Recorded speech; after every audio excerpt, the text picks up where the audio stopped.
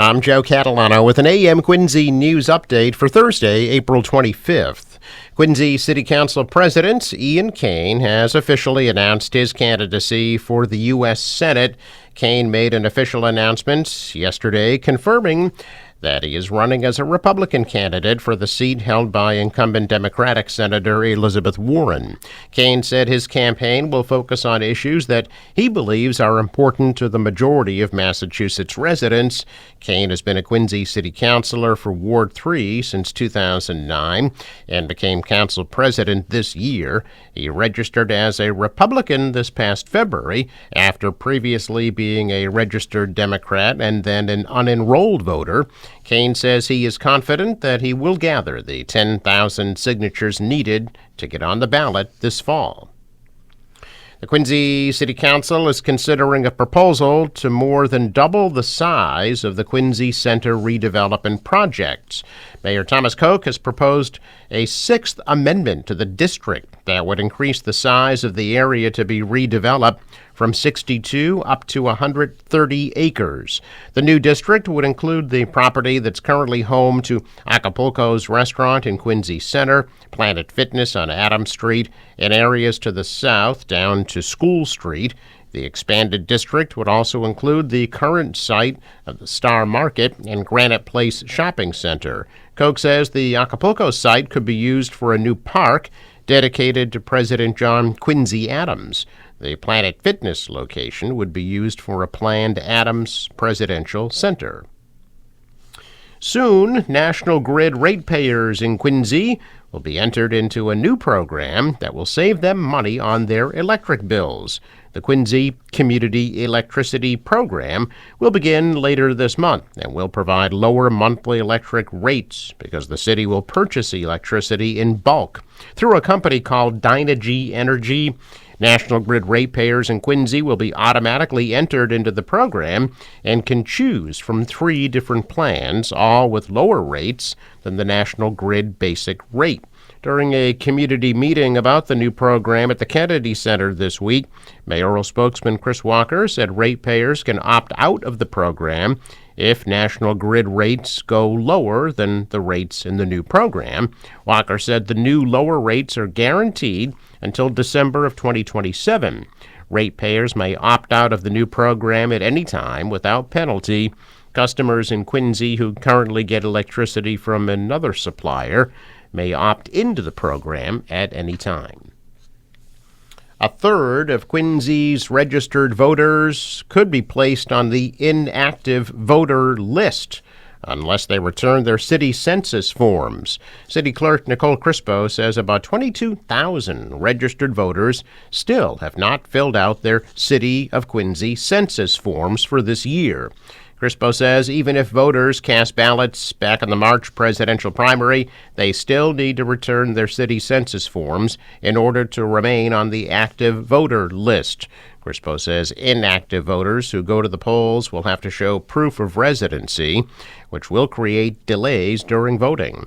Crispo says a reminder card will be sent out soon, which will also have a QR code that will allow voters to update their census forms electronically. Census forms can also be mailed back to City Hall with a postage-paid envelope provided. Well, the annual Vietnam Veterans Memorial Day ceremony will be held in Quincy today. Veteran Services Director Christine Cugini says the ceremony will take place today at 1:30 at the Vietnam Veterans Memorial Clock Tower at Marina Bay. The public is welcome to attend.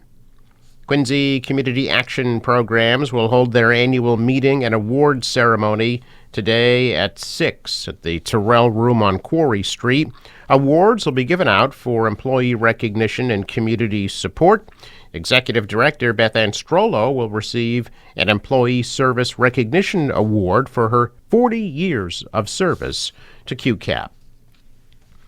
A former South Shore teacher accused of threatening to bring a gun to school appeared in court yesterday where the original charge against him was reduced. Kenneth Dessy of Quincy is accused of making a threat at the school where he taught, Hanover High School. According to police, in September of last year, another teacher overheard Desi talking with a union representative about a disciplinary hearing that Desi was facing. The teacher said she heard Desi say, quote, "When something like that happens, it makes me want to go home and get my rifle," end quote. The teacher who overheard the comment reported it the next day. The school has since fired Desi. Desi was initially charged with a threat to commit a crime. The charge was later changed to a section of the law that pertains to terroristic threats. But in court yesterday, the Commonwealth reversed course. Desi was released on personal recognizance and scheduled to return to court in June. State police investigating after an apparent road rage incident caused a bullet to graze an uninvolved driver on 93 in Braintree yesterday afternoon. Authorities say the driver of a truck traveling on the southbound side of the highway near Exit 6 in Braintree was grazed by a bullet fired during a road rage incident on the opposite northbound side of the highway just before 3 p.m. The man driving the struck vehicle in the southbound lane suffered an extremely minor injury and did not need to go to the hospital. According to the witness, that truck that was struck appeared to belong to Asplund Electrical Testing Company, which has an office in Foxborough, has not commented. Police have not yet made any arrests in connection with the apparent road rage shooting. Well, a jury has been seated in the Karen Read murder trial after the judge and attorneys whittled down a pool of hundreds of candidates over the course of nearly 5 full days. Jury selection process began last week and concluded yesterday. 5 jurors were added, while another 5 who had previously been selected were dismissed, leaving a total of 19. Jurors have not yet been sworn in. According to attorneys, the plan is for there to be 12 regular juries and 4 alternates for the trial. It's not yet clear how the current jury will be decreased from 19 to 16. The trial will take place inside Dedham's Norfolk Superior Court. It is expected to last 6 to 8 weeks. With the jury seated, opening statements are now scheduled to start on Monday. A check of business news this morning, and stocks are mixed. The Dow is down 42 points, the Nasdaq rose 16, and the S&P is up 1. Asian stocks mostly declined. The dollar rose, the euro was up, and oil at almost $83 a barrel.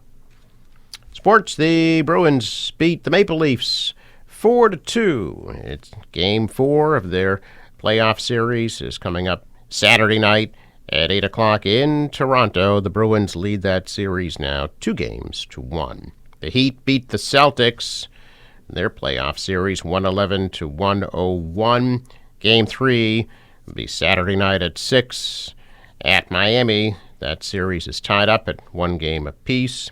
Red Sox shut out Cleveland 8-0 yesterday.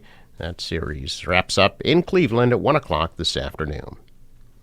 The National Weather Service forecast. For today, sunshine, breezy, and a high of 54 degrees. Clear and cold tonight, low 36. Tomorrow, mostly sunny, high of 59.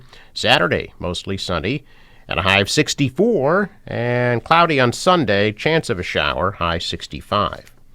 For the boater, waves about 2 feet. The wind north right now at 5 to 10 knots becomes easterly later today at a high tide at 1:22 p.m.